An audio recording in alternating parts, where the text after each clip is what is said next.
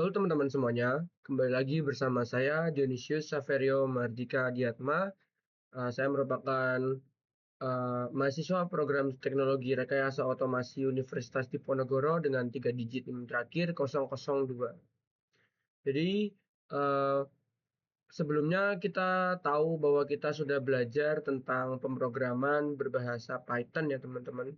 Kemarin kita juga sudah melakukan berbagai simulasi project, seperti kemarin yang terakhir kita membuat uh, sebuah project translator dengan modul berbasis Google Translate ya teman-teman.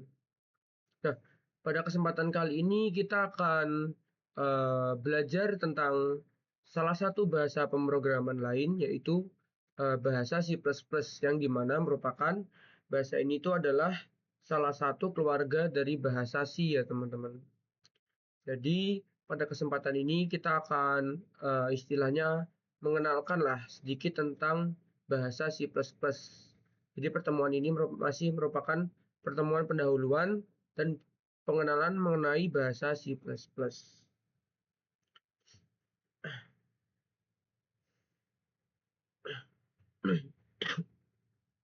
Nah, di sini ada alur belajar kita pada pertemuan kali ini, yaitu pada pertemuan kali ini kita akan memulai dari materi 9.1 tentang robotika dasar dengan fokus pada pengguna Arduino, teknik membaca sensor, kontrol motor hingga melakukan simulasi dan demonstrasi langsung menggunakan tinkercad.com ya nanti ya teman-teman.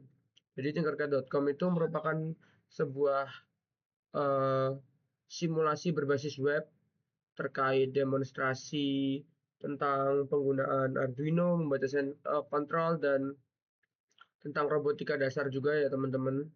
Jadi kemudian selanjutnya kita akan mengeksplorasi lintas bahasa pemrograman, mempelajari logika dasar, serta contoh sintaks pada C++, JavaScript, dan PHP.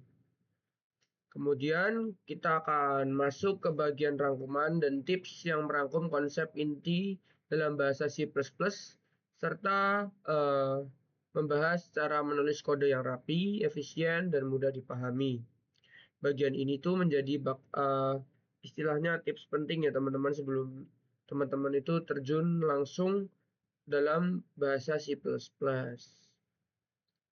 Kemudian di bagian berikutnya kita juga akan melanjutkan materi 9.2, nanti kita akan melanjutkan untuk instalasi dan konfigurasi VS Code di semua OS, dan nanti kita akan menginstal bahasa C++ pada perangkat kita masing-masing ya teman-teman.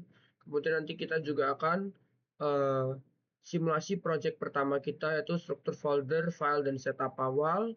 Kemudian nanti kita akan intro program dengan membuat program sederhana, di mana kita akan menulis hello world, kemudian kita compile dan run dan tampilkan output dari program tersebut. Kurang lebih itu adalah alur belajar kita pada pertemuan kali ini. Jadi langsung saja untuk kita lanjut untuk simulasi dengan Tinkercad ya teman-teman. Nah, sebelum kita memasuki materi intinya pada pertemuan kali ini, penting bagi kita untuk memahami konteks pembelajaran yang akan kita jalani ini ya teman-teman.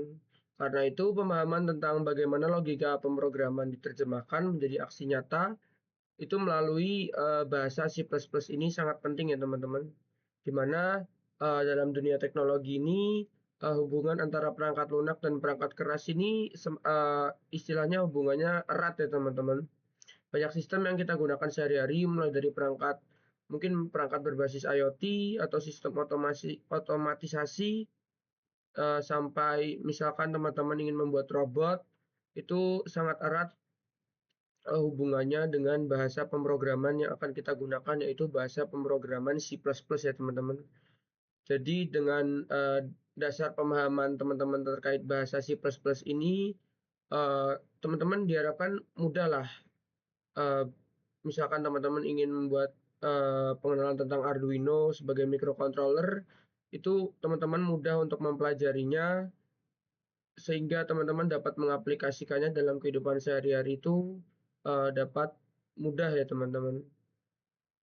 Jadi dengan dasar pemahaman ini, robotika dasar yang berfokus pada pengenalan Arduino sebagai microcontroller ini, teman-teman diharapkan mampu mudah mempelajari karena ini adalah ilmu yang sangat sederhana namun powerful ya teman-teman, sangat berimpact di kehidupan kita. Jadi di mana kita tahu bahwa microcontroller itu bisa digunakan untuk membaca data dari sensor, mengontrol motor dan aktuator, kemudian memahami alur kerja input, proses, dan output pada perangkat embedded. Jadi kurang lebih seperti itu. Jadi kita akan melakukan simulasi rangkaian dengan kode melalui Tinkercad sebelum menerapkannya pada perangkat yang nyata ya teman-teman. Jadi kita melakukan sebuah simulasi dulu dengan berbasis web di Tinkercad ya teman-teman. Jadi dengan memahami fondasi terkait bahasa C++ dengan pengaplikasiannya pada atau pengintegrasiannya pada microcontroller, semoga teman-teman diharapkan supaya teman-teman ini bisa paham betul ya teman-teman terkait penerapan atau pengimplementasian serta pengintegrasian bahasa C++ untuk dunia robotika. Kurang lebih seperti itu.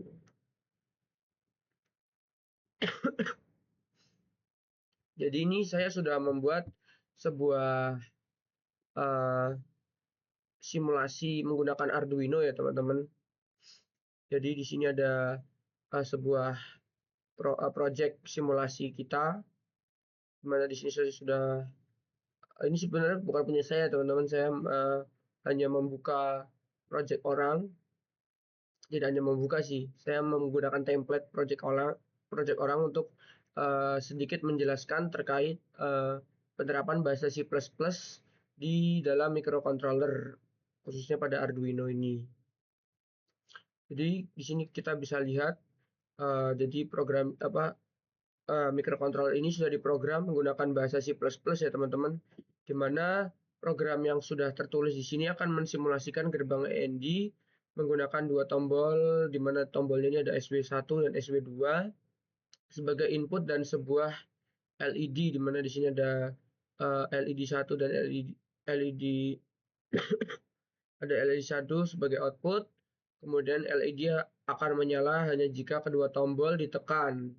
Jadi apabila dua tombol 1B dan 2B, maksudnya tombol ini ya, tombol switch ini ditekan, keduanya baru lampu yang ada di sini akan menyala. Jadi di sini ada sintaks kode berbasis teksnya ya teman-teman, dimana pada saya akan menjelaskan sedikit mungkin ya. Jadi deklarasi pin ini sudah dijelaskan di const-in SW1 ini ya teman-teman. Di sini const-in SW1 menandai bahwa tombol 1 terhubung dengan pin yang keempat ya teman-teman di sini. Jadi tersambung pada const-in SW1. Kurang lebih seperti itu ya. Kemudian const-in SW2 sama dengan 5 ini menandai bahwa tombol 2 itu terhubung ke pin digital 5. Jadi terhubung ke pin digital 5 yang ini ya teman-teman. Seperti itu. Kemudian ada const-in LED 1 sama dengan 8 ini menandai bahwa LED terhubung ke pin digital 8, di mana di sini terhubung ke pin digital 8 ke LED-nya ya teman-teman. Kemudian ada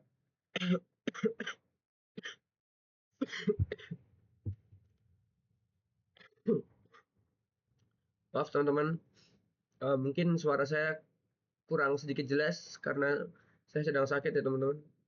Mohon dimaklumi jika ada intonasi suara saya yang kurang jelas atau mungkin saya batuk-batuk gitu teman-teman. Semoga tidak mengganggu pembelajaran kita ya teman-teman.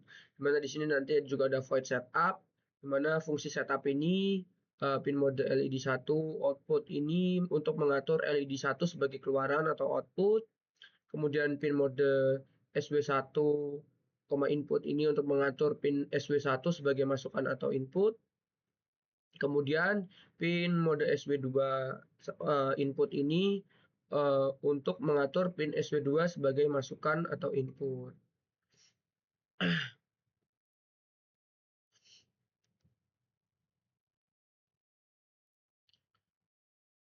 Kemudian di sini ada void loop ya teman-teman, di mana di sini ada fungsi loopnya, di mana digital read SW1 digital read SW1 ini untuk membaca apakah tombol SW1 ditekan high atau tidak atau low gitu teman-teman. Apabila ditekan high atau low, maka akan dieksekusi. Kurang lebih seperti itu. Kemudian ada digital read SW2 ini untuk membaca apakah tombol SW2 ditekan high atau tidak, low sama juga ya teman-teman. Kemudian ada digital write LED1 itu uh, menentukan keadaan LED1 berdasarkan operasi AND bitwise dan dari kedua nilai input. Jadi kurang lebih seperti itu. Jadi simpelnya supaya teman-teman tidak bingung. Jadi program ini itu mengeksekusi apabila kita menekan kedua switch atau saklarnya ini teman-teman ya. Jadi lampu itu akan menyala. Jadi apabila hanya satu saja yang ditekan, maka itu tidak akan menyala teman-teman. Jadi mungkin kita langsung saja start simulationnya teman-teman. Nah, sudah di start. Kemudian kita akan misalkan kita klik ini. Nah, tidak terjadi apa-apa karena hanya satu switch atau saklar saja yang ditekan. Apabila kita tekan satunya, maka lampu akan menyala. Apabila kita matikan satu ini, maka lampu akan langsung mati. Jadi kurang lebih seperti itu ya teman-teman. Untuk simulasi singkat terkait pengimplementasian bahasa C++ ini pada penerapannya pada microcontroller ya teman-teman, di mana di sini menggunakan Arduino Uno ya teman-teman untuk sebagai microcontrollernya. Kurang lebih seperti itu. Nah, kemudian saya akan menjelaskan sedikit tentang lintas bahasa pemrograman serta perbandingannya menggunakan website Blockly Developers ya teman-teman. Jadi ini adalah website yang dikembangkan oleh Google sebagai istilahnya acuan dasar bahasa pemrograman dengan sistem blok ya teman-teman, berbasis blok. Jadi ini sistemnya berbasis drag and drop seperti ini ya teman-teman. Seperti kurang lebih yang sudah pernah kita terapkan pada Scratch ya teman-teman. Pada kemarin kita sudah menggunakan Scratch untuk simulasi uh, program berbahasa Python ya teman-teman. Jadi Blockly ini kurang lebih seperti itu, di mana kita bisa uh, menggunakan drag and drop ini, misalkan kita bisa atur variabelnya, kita bisa rename variabelnya dan semacamnya. Jadi di sini saya menggunakan Blockly ini kurang lebih untuk sedikit mengulas tentang lintas bahasanya, teman-teman.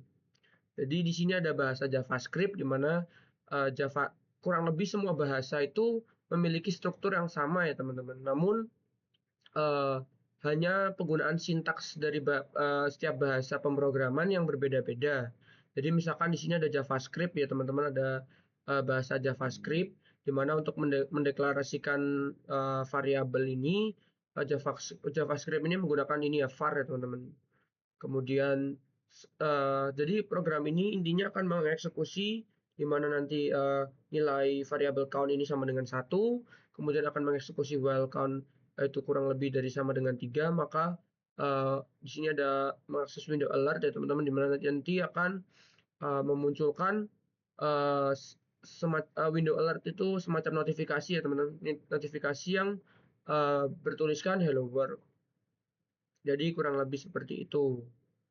Apabila kita run, maka di sini akan ada Windows Alert-nya ini ya teman-teman, di mana notifikasinya akan muncul hello world, kurang lebih seperti itu.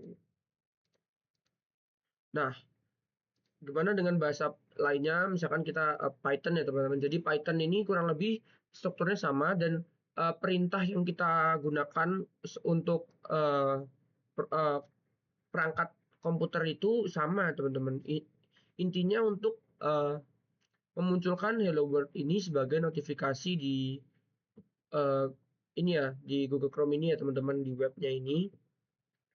Namun di sini ada di mana tadi kita belajar JavaScript pendeklarasian variabelnya ini kan menggunakan var, di mana di Python ini menggunakan ini ya teman-teman, count sama dengan none, kemudian count di sini ada pendeklarasian fungsinya ya teman-teman. Di sini ada count sama dengan 1, while count sama dengan kurang lebih sama dengan 3, maka print hello world. Kemudian nilai count nanti akan bertambah 1. Jadi kurang lebih seperti itu. Jadi ini untuk Python. Kemudian ada PHP juga ya teman-teman, di mana di sini ada count sama dengan 1, di mana di sini pendeklarasian variabelnya berbeda dari yang tadi ya teman-teman. Cuman di sini menggunakan simbol uh, seperti mata uang dolar ya teman-teman. Ya memang mata uang dolar ini. Uh, ini sebagai pendeklarasian variabelnya, dan sama ya teman-teman. Fungsi di sini itu untuk memunculkan tulisan hello world ini ya teman-teman, di mana nanti variabel count ini akan bertambah nilainya sama dengan 1.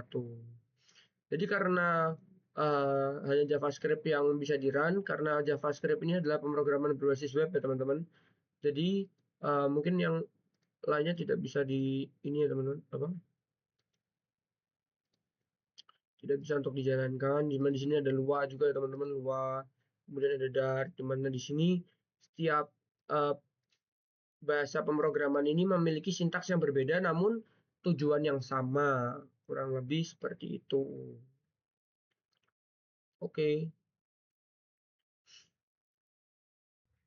Nah, begitu pula dengan bahasa C++, itu sama dengan bahasa lainnya ya teman-teman. Karena dalam pembuatan sebuah pengetikan sebuah codingan atau kode itu memiliki alur proses yang sama ya teman-teman. Jadi untuk membuat sebuah program, alur pemikiran konsep pemikiran yang kita gunakan itu sama semua ya teman-teman. Dimana pertama kita harus memiliki sebuah problem, dan kemudian nanti problem tersebut kita akan memunculkan sebuah ide untuk solve problemnya itu, untuk memecahkan problemnya itu, dimana kemudian dari setelah kita menelaah pola dan membuat sebuah metode penyelesaian, maka kita akan mendapatkan sebuah algoritma ya teman-teman, atau algoritma, yaitu di mana algoritma ini merupakan sebuah pencacahan masalah tersebut, di mana masalah tersebut bisa kita cacah dan pilah sehingga kita menemukan sebuah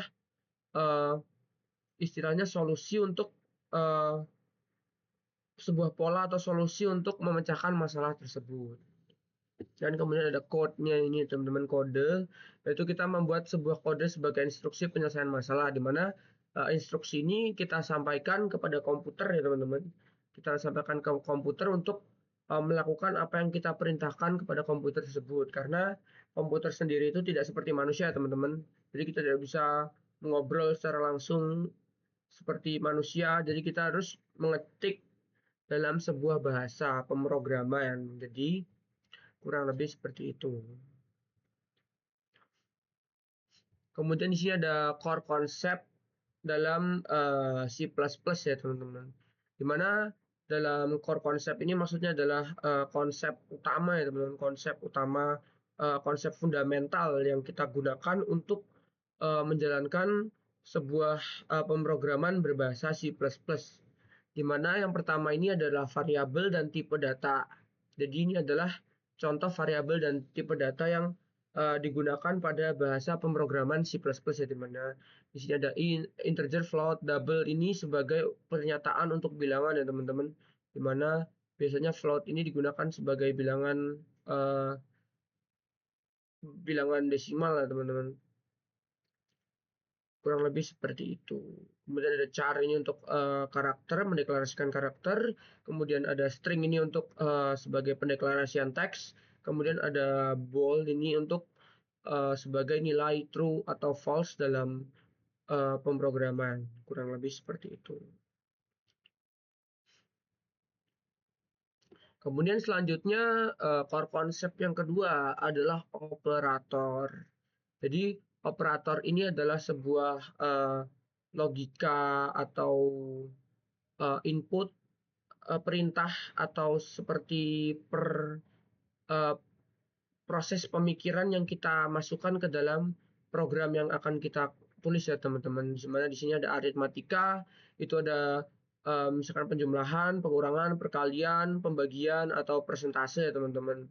Kemudian ada perbandingan juga, misalkan seperti ini ya teman-teman, di mana nilai X ini sama dengan 10, atau misalkan kita juga bisa misalkan sama dengan 10 atau tidak sama dengan 10 atau kurang dari sama dengan 10, lebih dari sama dengan 10 atau lebih dari 10 atau kurang dari 10. Kemudian ada logikanya ini di sini menggunakan dan atau apa ini namanya seperti strip 2 ini dan tanda seru.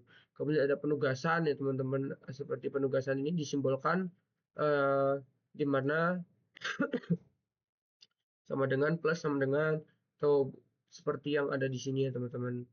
Nah, di sini adalah contoh programnya teman-teman penggunaannya di mana X sama dengan 10, X sama dengan 10 di mana X lebih dari sama dengan 5, di mana nilai X adalah sama dengan 15. Oh, maaf, X plus sama dengan 5 ini saya salah sebut, di mana dimaksudkan ini nilainya X nanti ini 10-nya akan ditambahkan dengan 5. Jadi untuk proses pengoperasiannya seperti ini ya teman-teman. Perintah yang kita masukkan untuk programnya seperti ini, di mana nanti X akan ditambahkan dengan sama dengan 5. Jadi nanti nilai X-nya ini akan sama dengan 15. Jadi sama dengan 10 tambah 15. Seperti itu. Kemudian selanjutnya ada control flow. Jadi control flow ini bisa dilihat di sini digunakan untuk membuat keputusan dan perulangan. Dimana di sini control flow ini ada dua ya teman-teman, ada percabangan dan ada perulangan. Jadi ini perulangan ini sama dengan loop ya teman-teman. Kemudian di sini ada percabangan. Percabangan itu seperti if else ya teman-teman, if else. Jadi apabila ini maka ini, apabila tidak maka ini, kurang lebih seperti itu. Seperti yang penerapan yang sudah kita lakukan pada bahasa Python kemarin ya teman-teman, kita sudah menerapkan if dan else juga teman-teman kemarin. Jadi kurang lebih sama, hanya saja sintaksnya yang berbeda. Kemudian ada fungsi atau function ya teman-teman. Jadi fungsi ini adalah fungsi untuk memecah program menjadi bagian-bagian kecil agar mudah dibaca dan dikelola. Jadi ada fungsi, misalkan kita mendeklarasikan fungsi tambah ini ya teman-teman, return A plus B. Kemudian ini ada pemanggilannya dari hasil tambah 3, 4. Jadi nanti malah nilai A ini adalah 3 dan ini adalah 4. Kurang lebih seperti itu. Jadi untuk pemanggilannya seperti ini dan ini fungsinya. Kemudian ada array dan string. Jadi array dan string ini untuk menyimpan kumpulan data ya teman-teman, di mana di sini ada misalkan integer angka 5 sama dengan 1, 2, 3, 4, 5 dengan string nama Dion. Kurang lebih seperti itu. Next. Kemudian ada pointer dan reference, di mana pointer dan reference ini adalah di mana C++ ini tuh memberi kontrol langsung terhadap alamat memori. Inilah yang akan membedakannya dari banyak bahasa lain. Jadi bahasa C++ ini langsung terintegrasi dengan alamat memori yang kita gunakan dalam proses penulisan program itu ya teman-teman. Jadi di mana di sini ada pointernya, ini itu menyimpan alamat memori dan di reference ini untuk penujuan kepada alamat memorinya, kurang lebih seperti itu. Kemudian ada memory management. Jadi ini salah satu core konsep dari program C++ juga, di mana memory management ini atau manajemen memori itu adalah proses mengatur atau mengalokasikan, menggunakan, dan membebaskan memori komputer selama program berjalan. Jadi tujuannya ini agar program lebih efisien, cepat, dan tidak terjadi kebocoran memori atau memory leak. Jadi dalam memory management ini terbagi menjadi dua ya teman-teman. Ada automatic memory management atau manajemen memori secara otomatis, dan adapun juga manajemen memori secara manual atau manual memory management. Nah, kelebihan dari automatic memory management yang seperti ini tuh cepat, otomatis, dibebaskan saat keluar dari blok dan fungsi, namun ukurannya terbatas. Dan juga tidak perlu menulis delete, kurang lebih seperti itu. Sedangkan kalau manual memory management ini tuh sifatnya lebih fleksibel ya teman-teman, bisa menyimpan data ya dalam skala yang besar juga. Namun di sini ada resikonya teman-teman, di mana resiko dari manual memory ini dapat menyebabkan memory leak jika lupa di delete.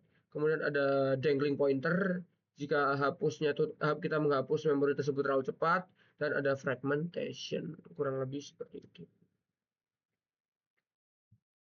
Nah, di sini ada OOP. Jadi apa itu OOP, teman-teman?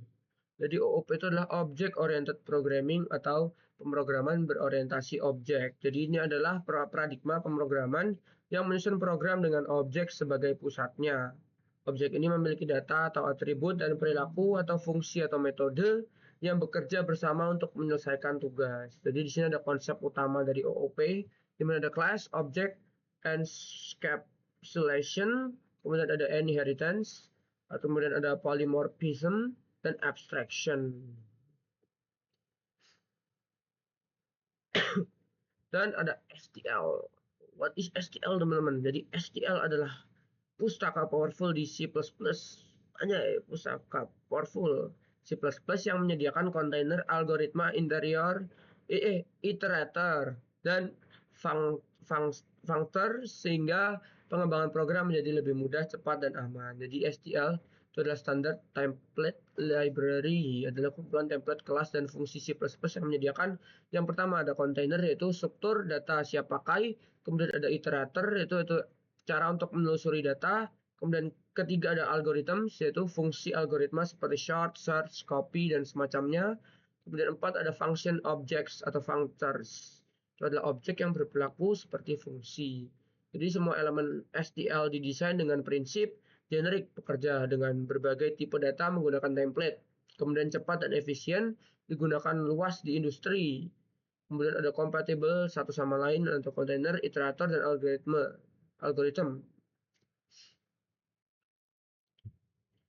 Kemudian ada template. Nah, template ini juga merupakan salah satu core konsep ya teman-teman, di mana template dalam C++ ini adalah fitur yang memungkinkan pembuatan fungsi dan kelas generik yang dapat bekerja dengan berbagai tipe data tanpa perlu menulis ulang kode untuk setiap tipe. Dengan memberikan tipe data sebagai parameter, template memungkinkan compiler menghasilkan versi fungsi atau kelas yang lebih sesuai secara otomatis pada saat kompilasi, sehingga mendukung pengembangan kode yang lebih fleksibel, efisien, dan tidak berulang.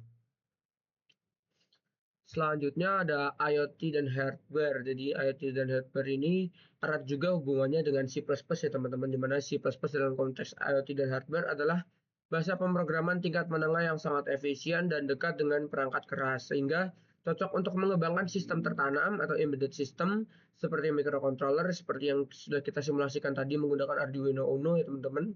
Dan ada sensor, aktuator, dan perangkat IoT berdaya rendah dengan kemampuan kontrol memori yang presisi, eksekusi yang cepat, serta kompatibilitas dengan platform seperti Arduino, seperti tadi teman-teman SP32, STM32, dan berbagai RTOS dan semacamnya ya teman-teman, di mana C++ itu memungkinkan pengembangan firmware yang stabil, responsif, dan hemat sumber daya.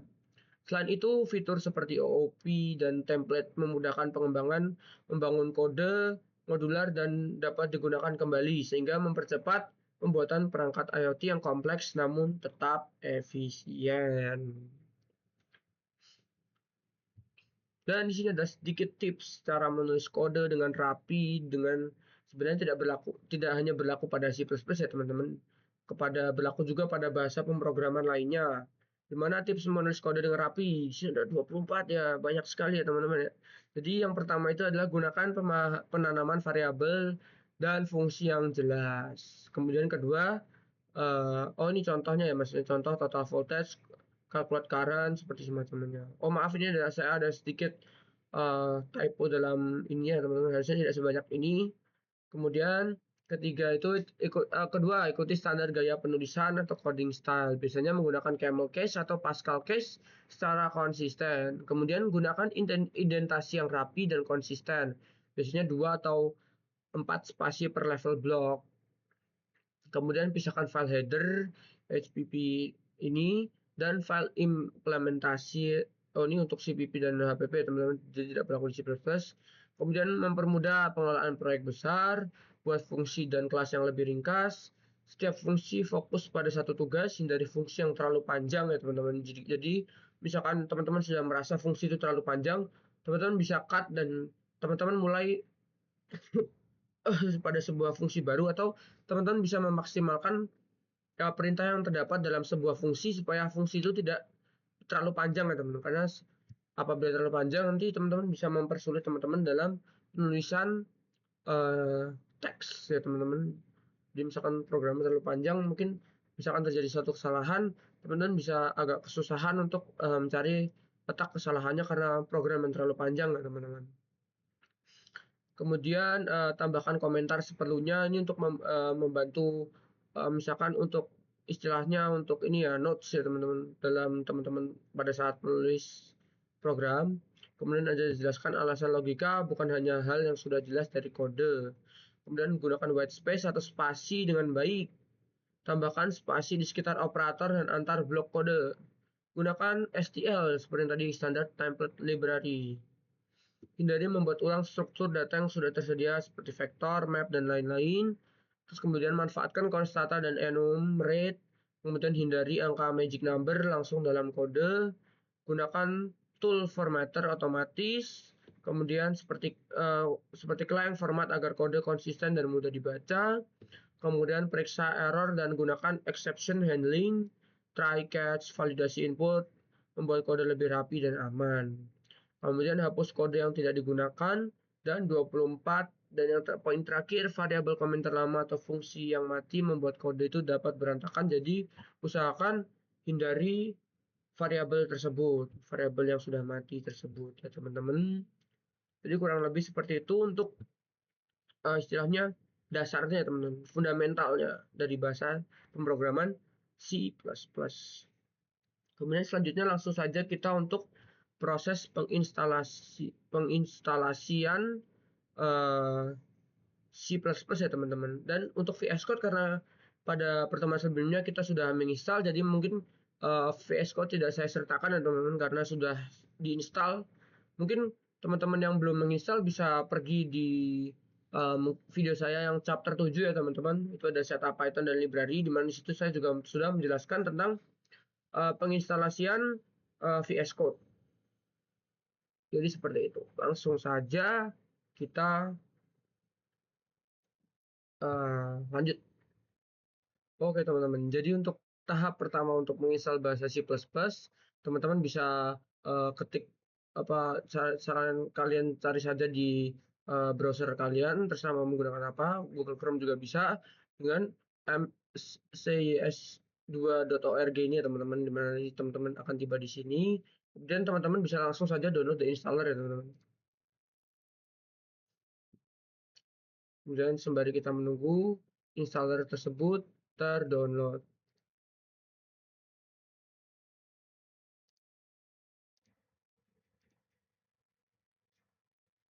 Oke, karena sudah terinstall teman-teman, teman-teman bisa pertama install dulu ya teman-teman. Untuk MC2-nya dia, teman-teman bisa install MC.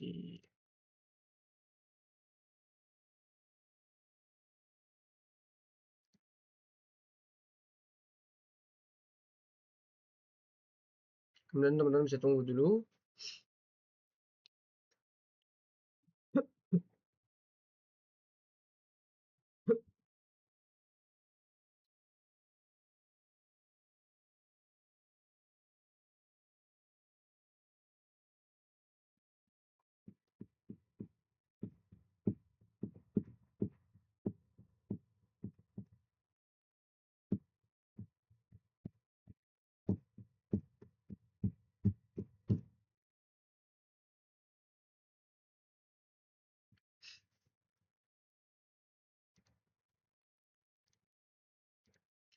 Oke, setelah sudah terinstall, teman-teman bisa langsung saja run ininya teman-teman. Nah, di sini sudah terbuka terminalnya teman-teman. Mana kemudian selanjutnya kita bisa untuk melakukan prosedur sesuai dengan apabila teman-teman kurang jelas, bisa teman-teman langsung saja untuk menjalankan semua prosedur yang sudah ada pada website mcis2.org ini ya teman-teman.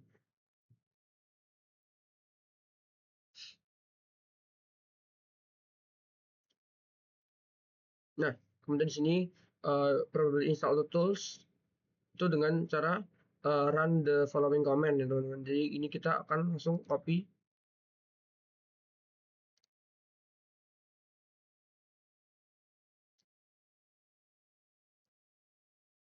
Oh, nggak bisa, harus klik manual teman-teman. Jadi langsung saja.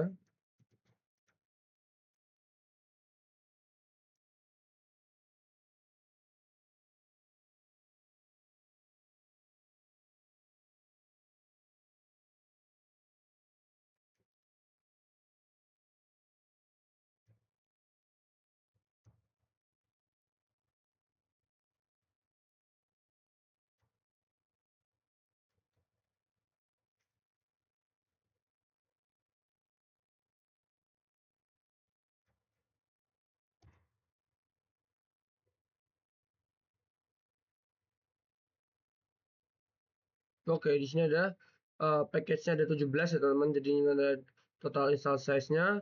Kemudian kita akan langsung saja install ya teman-teman. Nah, di sini teman-teman bisa menunggu untuk proses penginstalasiannya. Kurang lebih seperti itu ya teman-teman.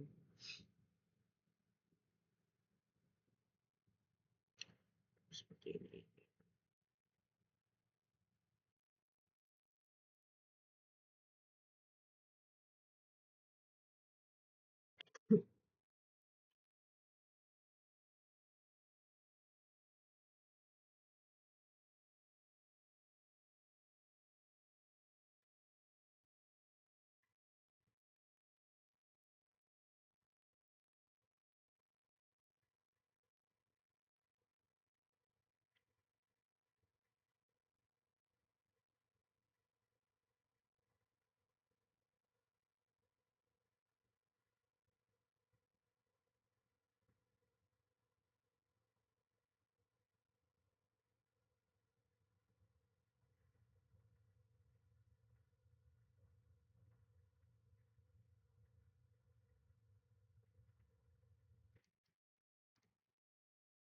Oke, jikalau sudah berarti C++ sudah terkonfigurasi pada perangkat kita ya teman-teman.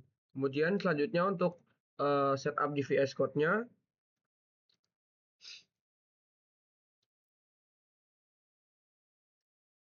saya klik ini saja teman-teman.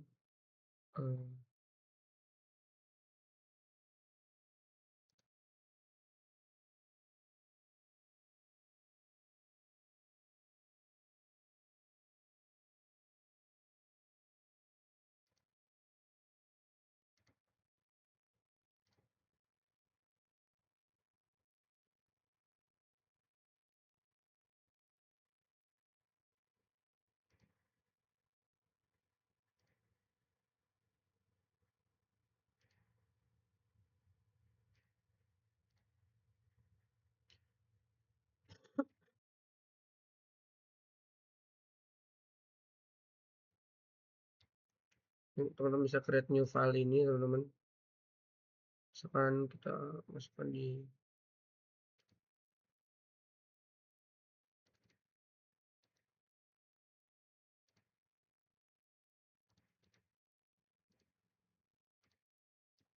masukkan C++ ya teman-teman.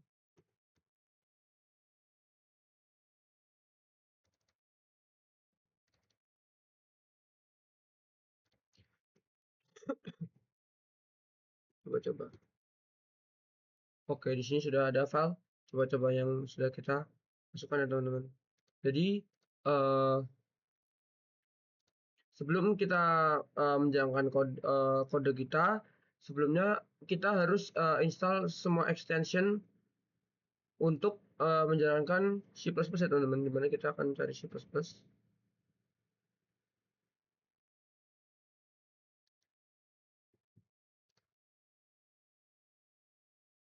Nah, C++ extension pack ini sudah kita install. Jika sudah install, maka teman-teman bisa mendapatkan extension pack-nya teman-teman. Kemudian saya ada code runner-nya. Ini teman-teman harus install untuk istilahnya untuk merun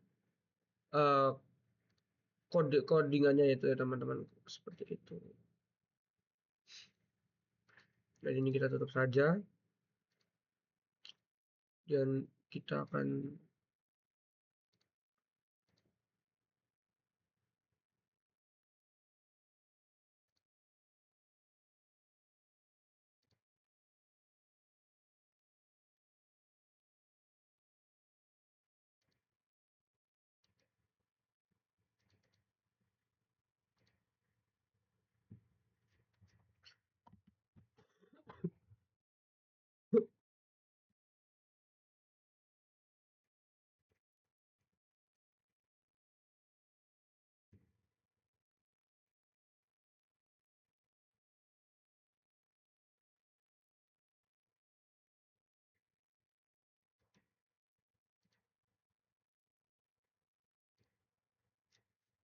sebelumnya akan open folder dulu ya teman-teman. Mana di sini kita akan pakai codingan saja. Folder.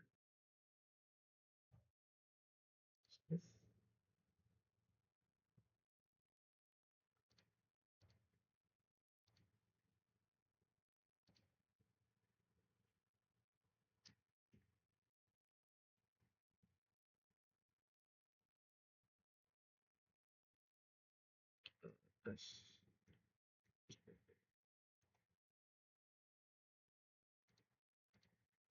Dan teman-teman di sini bisa langsung saja untuk misalkan kita simulasi untuk Hello World ya teman-teman, seperti kemarin kita sudah di ini ya teman-teman, di Python pada C++ tadi kita gunakan untuk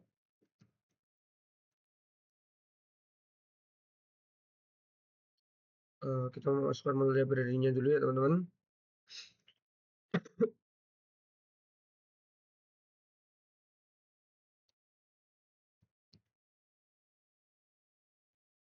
Kemudian kita akan masukkan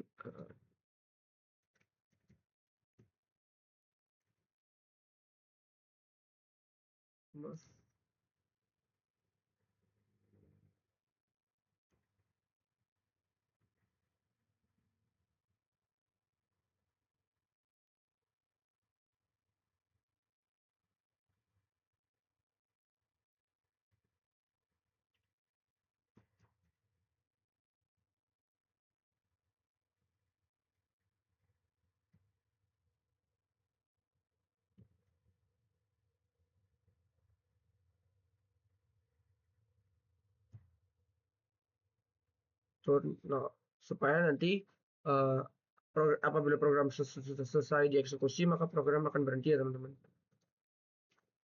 Oke, kita akan coba langsung saja untuk membuat program sederhana yang mensimulasikan untuk program menampilkan Hello World ya teman-teman.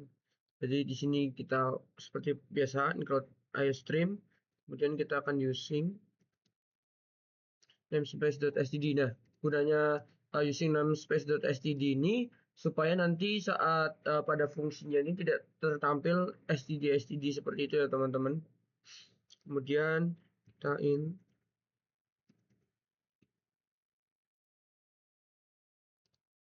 dan return 0 ini supaya tidak terjadi pengulangan ya teman-teman. Supaya apabila program selesai maka otomatis program sudah selesai. Lebih seperti ini kita akan coba run kodenya. Nah, di sini akan tampil Hello World. Jadi kurang lebih seperti itu untuk demonstrasi secara singkatnya teman-teman. Jadi ini seperti yang sudah kita buat pada praktikum pada pembelajaran kita yang pertama kali, yaitu kita menggunakan Python, di mana kita mencoba membuat kode yang merun dan menampilkan Hello World. Kurang lebih seperti ini sama seperti itu. Kita perintahnya untuk menampilkan Hello World, namun dengan sintaks yang berbeda karena bahasa yang berbeda, yaitu kita pada kali ini kita menggunakan bahasa C++. Kurang lebih seperti itu teman-teman. Jadi sekian untuk video pembelajaran kali ini. Mohon maaf jika banyak kekurangan dalam penyampaian materi atau kata-kata yang kurang berkenan. Mohon dimaafkan. Sampai jumpa di video selanjutnya. Terima kasih teman-teman.